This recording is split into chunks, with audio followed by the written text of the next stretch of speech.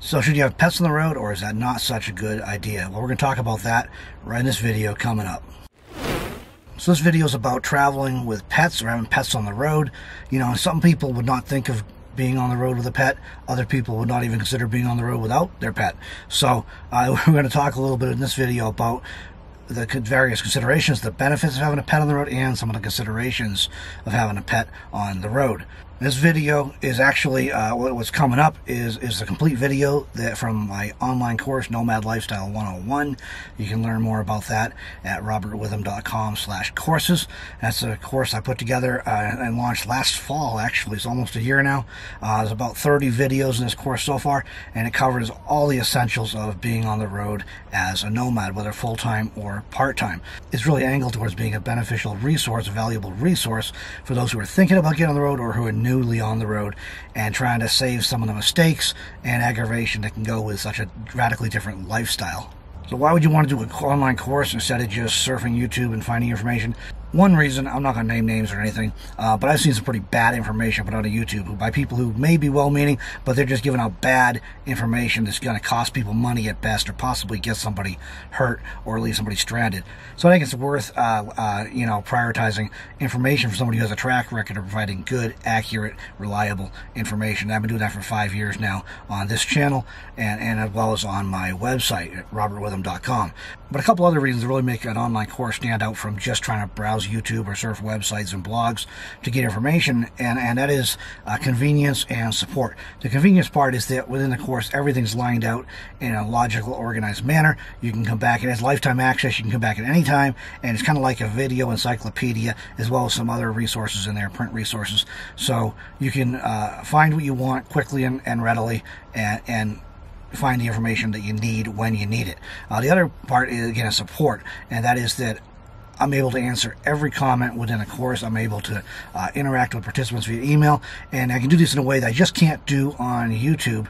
I try to answer as much as I can on YouTube. There's only so much I can do there when it comes to going into detail with some of the individual situations. So you're kind of getting some reliable information, you're getting convenience, you're getting support. That's the benefits, of course. But meanwhile, let's jump into this video about traveling with pets on the road. And if you do want to check out the course, again, you can go to robertwitham.com/courses and learn all about it. Okay, so pets on the road, you know, that's one of those topics that some people would not think about taking a pet along as they travel, and other people would not even think about traveling without a pet. And they got a real unscientific observation. Seems like it's about 50-50 amongst nomads, but there's a lot to be said for having pets, and you may be thinking about it yourself or wondering if it's something you should do. I mentioned this in my book, How to Be a Successful 21st Century Nomad. I did a chapter on pets on the road, but I've been traveling 5 years now, and I don't have pets. So I'm not like the greatest person to talk about this. And the information I shared was based on feedback I received from other nomads who do travel with pets. So for this video, I wanted to invite my partner, Debra Dickinson, who does travel with pets and who has quite a bit of experience with animals, to join us so she can share some actual hands-on, experience-based information with us. So thank you, Debra, for joining us today. Hi, Robert. Thank you for asking me. You've been traveling with pets. For anybody who does, I mean, a lot of people who are watching this course may already be familiar with you, but if they're not, you've been traveling with pets for all the time you've been on the road, pretty much. That's true.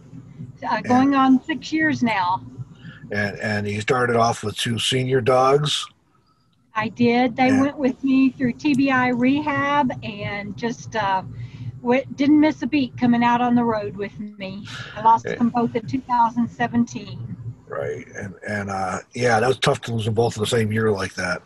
Yeah. You did try a rescue dog that we picked up on the streets of Arkansas. We were traveling together at that time, and yeah, that little guy just didn't take to van life. But this one did. So you got Banda here. You've had for what, almost a year now, as of the time we're recording this video, right? Is that yes? my calendar right on that? A year this month. All right. And so besides traveling with dogs a lot for most of the time you're on the road, you've been working with animals and rescuing animals and training animals for pretty much your whole life, right? Yes, I grew up on a farm off and on, and so got that experience. And then as an adult, I've just worked with multiple rescue groups. I've got friends that are vet techs and a veterinarian, and so I've worked in their clinics pretty extensively with animals my whole life. Well, it's safe to say you're going to be a better person to share some things about traveling with pets than me. I got more experience on like horses and stuff. I've done some horse training and worked in stables and things of that nature, but I'm not quite so up on some of the more common pets people travel with. I'm excited to be able to bring your insights to this video. Thank you. Glad to be here. All right, so let's. The way I outlined it in my book was I listed benefits of traveling with a pet and then some considerations of traveling with a pet. I'll let you pick if you want to start with benefits or considerations. It's up to you. So. I think benefits. Let's stick with how you did it in your book, which, by the way, is right back here in my book. Mine is not quite so handy because I'm in a van that's like buried in a cabinet. So. All right, so why don't you dive into the benefits then, and tell us what you think some of the benefits are of traveling a pet, either from your own experience or from other people you've talked with who are pet travelers. All right, will do. Well, you addressed it really well in your book and talking about companionship. And of course, for nomads, you talked about we're often out in remote areas and spend a lot of time alone. That's not true for all nomads. I'm in an RV now, and a lot of people in RVers are full-time travelers, and they just go park to park and are always socializing. But for those of us that like deep remote boondocking, we do spend a lot of time alone. And my dogs, like I said, they went through TBI rehab with me, and I couldn't have asked for better companions. And now Bandit, I'm spending the summer alone in the Mojave Desert where nobody wants to be except my dog. And so they can be wonderful companions. And it's not just dogs. People find companionship in all kinds of different animals out here on the road. Well, another one I mentioned in the book was security. And a lot of people, I don't know, I mean, I think there is a component to that. There's also probably some psychological security of having, so why don't you talk about the potential security of having to I'm a big scary guy. People don't mess with me or bother me, but I know for a lot of people, they appreciate the potential value of that added security of a pet.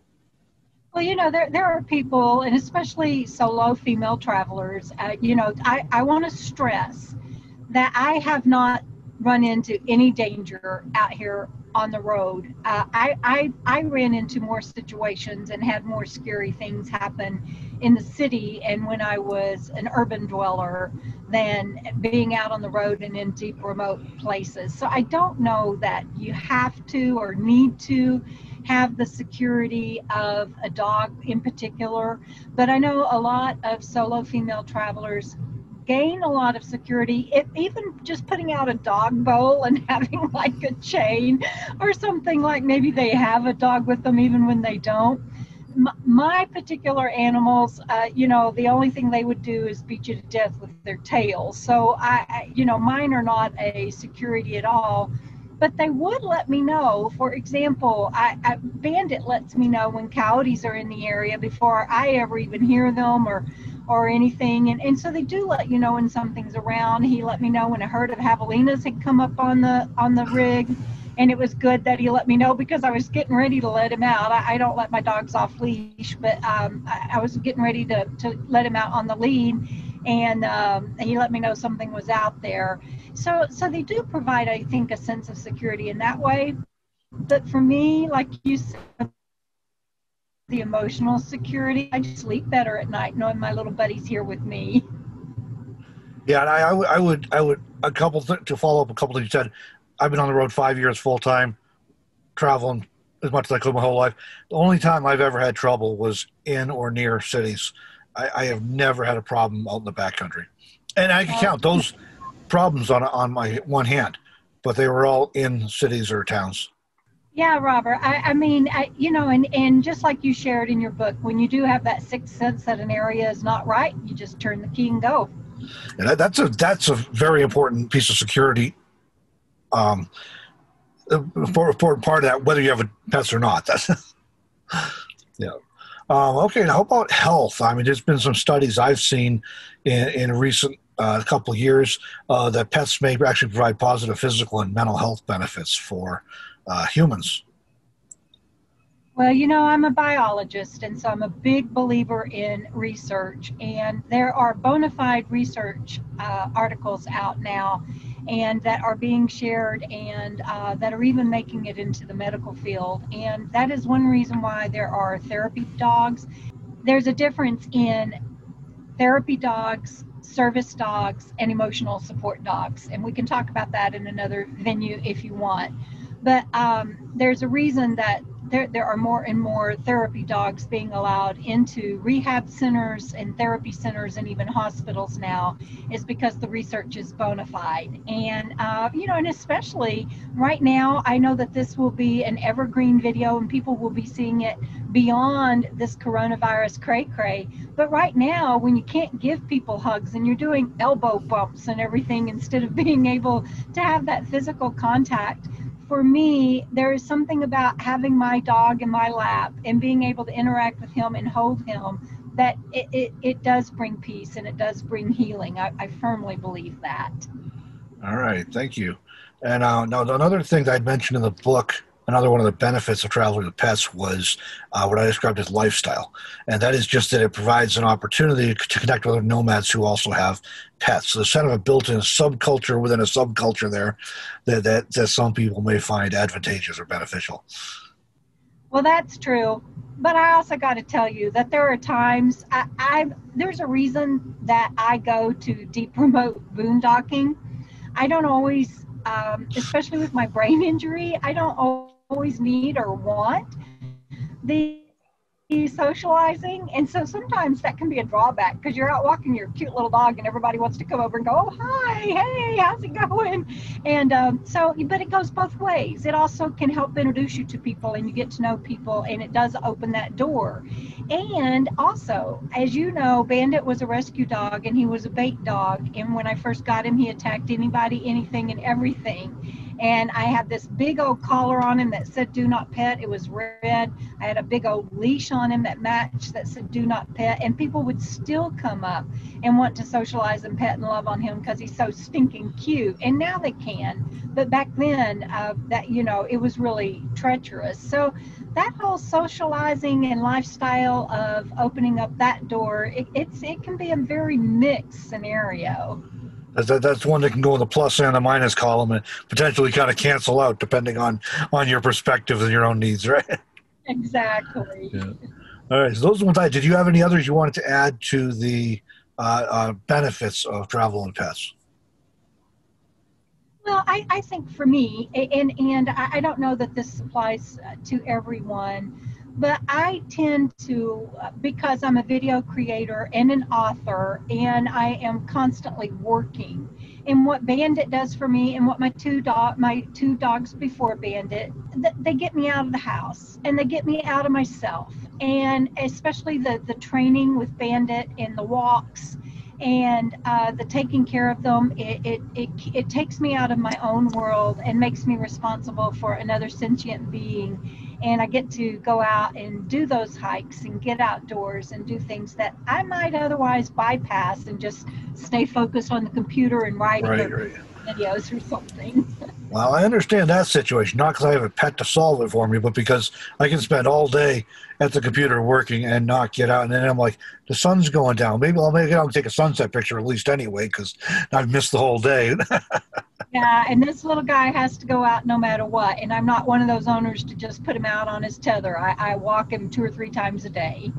All right. So those are some great things to think about for the possible benefits of having pets on the road. So again, I also mentioned the book. To be fair, there are some considerations, and the considerations for me are some of the reasons I don't have a pet.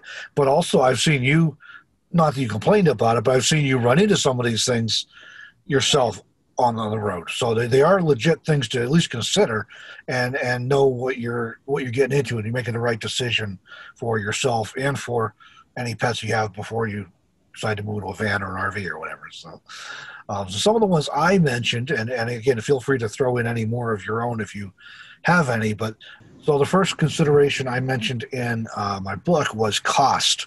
And it can vary, of course, between animals and things, but and from time to time. But you know, is food, vet care, other things going on. So the cost can be a consideration. Does it fit your budget? So what are your takes on that, Deborah? You know, I went for 2 years before getting a dog because of the cost. I wanted to make sure that I could give my new pup, which turned out to be Bandit, the care that they deserve. It is so expensive anymore, between the annual shots, let alone anything that might come up for them. And just recently, with my RV breaking down, I had to board Bandit several days. And so in just the last 3 months, I believe my out-of-pocket expense for caring just for Bandit, and that's not including food or anything else, but that care cost is right at $500. Yeah, that's enough to anybody that's on a tight budget should probably give some real thought to that. Not saying it's not worth it or anything, just can you afford it? And you know, and if it happens to coincide with the dog needs to go to the vet at the same time your van breaks down, it's you know, that can compound quickly. And do you have some money set aside to cover that kind of stuff? And I wasn't even thinking about the boarding thing that comes up sometimes. And I know you've had to do that several times lately. And I know you have to. It's just not a choice. Right. Oh, I see nomads out here, and this isn't dissing anybody. Everybody has their own paths to walk, and we're all just walking each other home, right? So I'm not dissing anybody.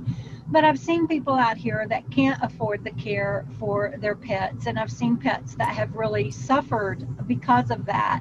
And then you have to ask yourself, you know, are they better off in a kennel or being, or you know, or you know, on the streets? And it really comes down to that sometimes. But my trustee and I right now, we put back a certain amount of money every month for Bandit, based on my experience of what it costs to care for a pet. And I put $75 back a month to care for him, in addition to his food and any other supplies. And then don't get into any of the frou-frou stuff that you might want to buy, like toys or a special collar or a little sweater or anything like that.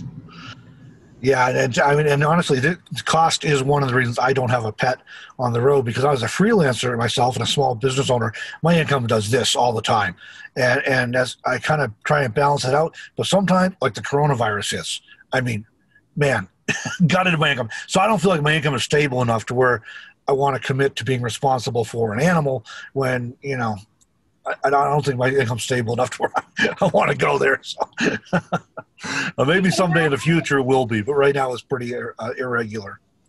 Yeah, and I picked that $75 based on experience. $150 I'd be more comfortable with. That would cover more emergencies. I mean, like Nani getting stung by something toxic. I don't know if you remember that, Robert, but in New Mexico. And you just never know what's going to happen, especially on the road. So the more money that you can put back each month, and even in your down times of income, know that you can probably, hopefully, be able to do that is very important. All right. So cost is something to think about. Another thing to think about is the care. That is, it takes a lot of time to care for a pet, potentially.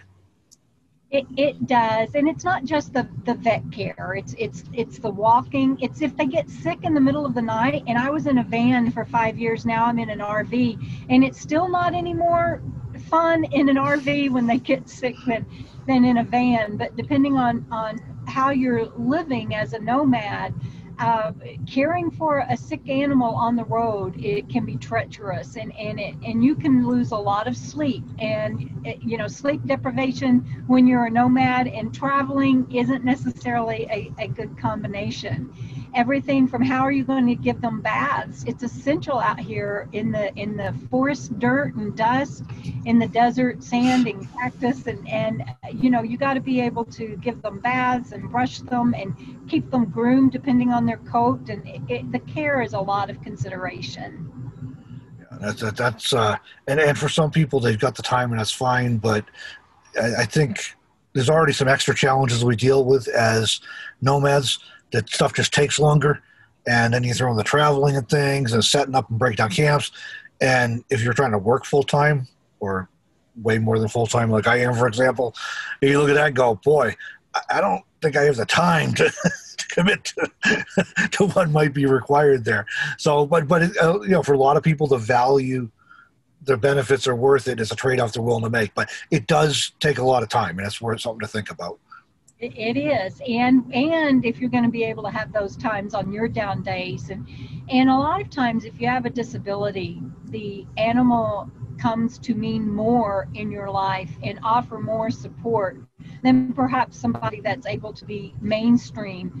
And in those down days, in the midst of your disability, you still have to care for that animal. So everything's a trade-off. For me, it's one I'm willing to make. And for you, when we're traveling together, for example, that's another thing that I want to make people aware of. It doesn't just affect you. If you're traveling with other people and you've got an animal to take care of, and all of a sudden they need to go to the vet, or they need care all night long, and you're not ready to travel with the group the next morning because you didn't get any sleep, right, and it's not safe for you to travel, or you've got people that are going to be coming over and all of a sudden you've got an animal to care for, or you've got an obligation to go somewhere and you've got an animal to care for. So it is a consideration, but I'm sorry, Bandit wins out.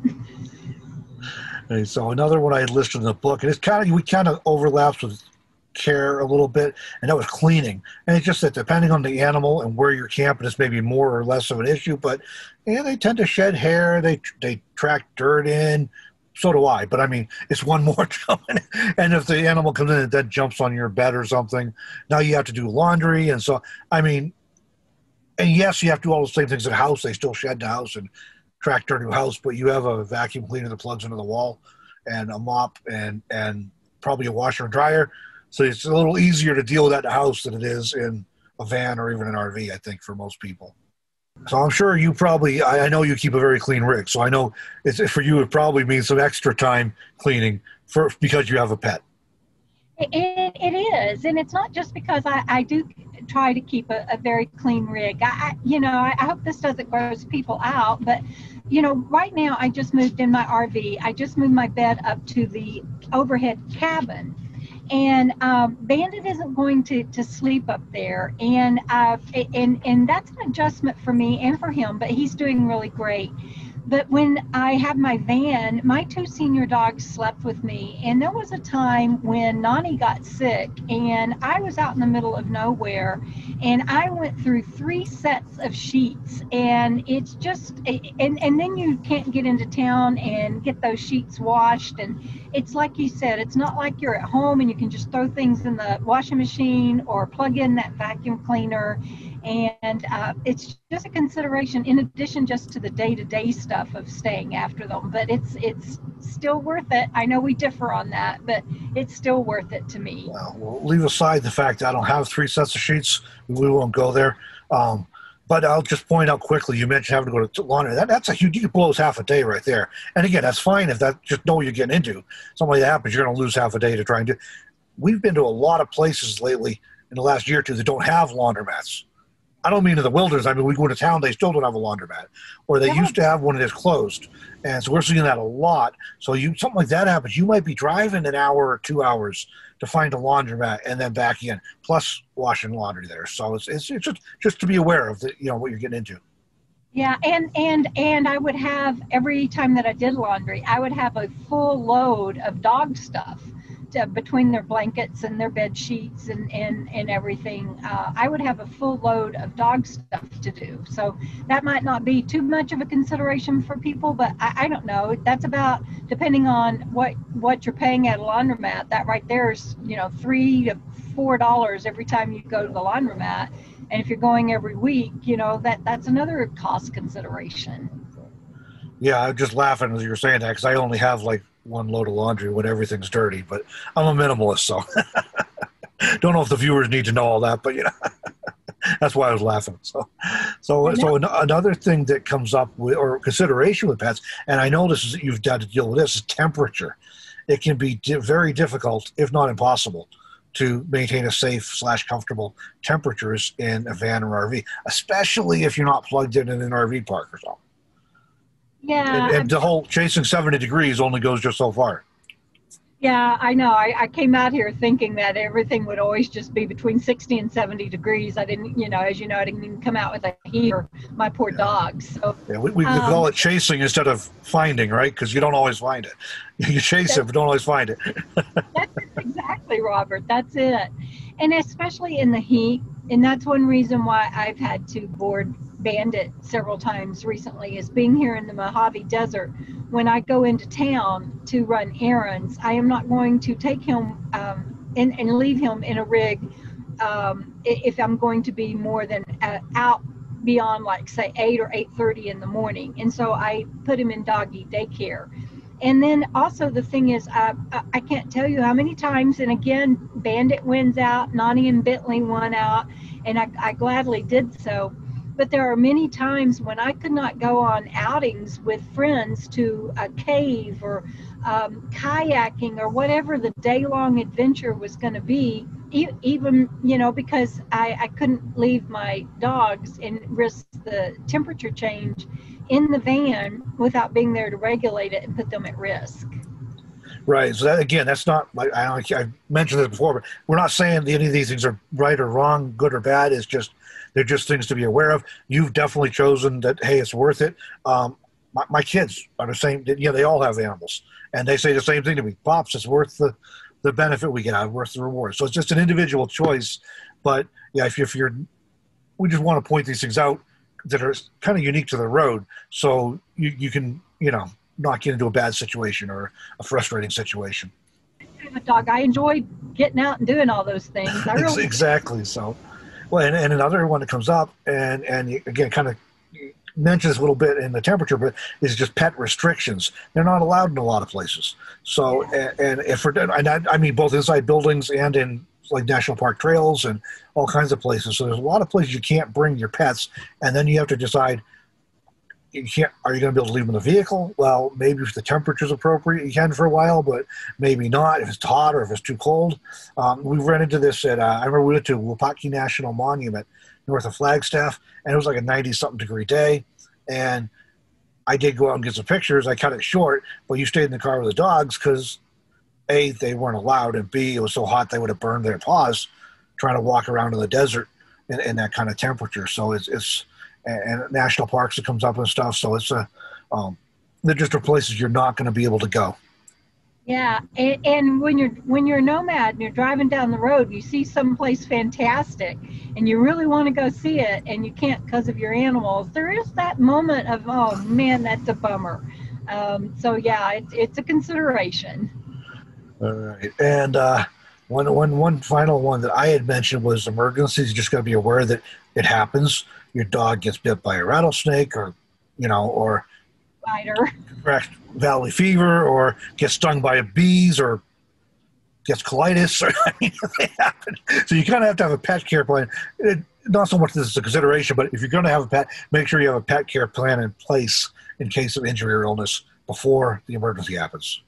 Yeah, and depending on what pet you have, do your due diligence on research for home health remedies. I, for one, I keep Imodium AD on hand. I keep children's Benadryl on hand. I keep a whole different first aid kit for Bandit than I have for myself. And again, do your due diligence, because it used to be safe to give, for example, children or a tablet of depending on the milligrams of Pepto-Bismol to a dog, but you can't anymore because they've added silicate, which is an aspirin derivative. And so stay on top of that. And the other thing I would say is that when you go camp, when you get to that camping area, or when you know where you're going to be spending the night, make sure that you know where the nearest emergency vet is. They may be 100, 150 miles away, but you need to know and have it written down, because if an emergency happens in the middle of the night, you don't want to be doing your research then trying to find to take your animal. All right, so those are the things I'd listen to the book. I appreciate your feedback on them. Do you have any other considerations you think are worth sharing, or does that kind of sum it up? No, I think you've done a great job, and again, thank you for having me here today. And you know, it's not for everybody, but I wouldn't trade my furry family members for anything. And speaking of your furry family members, Bandit has his own Instagram channel. If everybody wants to check that out, right? Why don't you tell them what that is? And the Nomad Wonder Dog. All right, Bandit the Nomad Wonder Dog. Yeah, I got that on the screen for you, and you can also see the notes on this video if you want to link to it, and check out what Bandit's up to as he travels around the country. His miracle story that's listed on his Instagram page. Well, there you go. That's because he's got quite a story behind him. And I'm not sure, but I think Bandit might have more followers on Instagram than I do now, but probably pass me soon if not. So. All right. Well, Deborah, thank you for joining us in this video and sharing your insight from a whole lot of experience with pets in general and also pets on the road. Hopefully this is helpful to people in the course. I think the information you shared will really help people decide if a pet on the road is going to be a good fit for them or not. So. Yeah, and thank you for doing this series, Robert. It's very helpful. I wish there'd been something like that when I started out. So thank you for taking the time to always keep your series and your course instructions updated. Oh, well, I enjoy doing it. And yeah, like I said, I just want to emphasize pets on the road could be a great thing. There's a lot of benefits. We just point this out not to talk you out of it, just to Deborah, you know, her dog's all the time on the road. Just to, at least you know what you're getting into, and you can be prepared for some of the potential complications or challenges of having pets on the road. So. All right, so thanks for joining me in this video. I hope you all found it useful, helpful information. And special thanks to Deborah for joining me and sharing her expertise and knowledge and experiences with traveling with pets. She's able to bring some context to that, some detail to that I just cannot.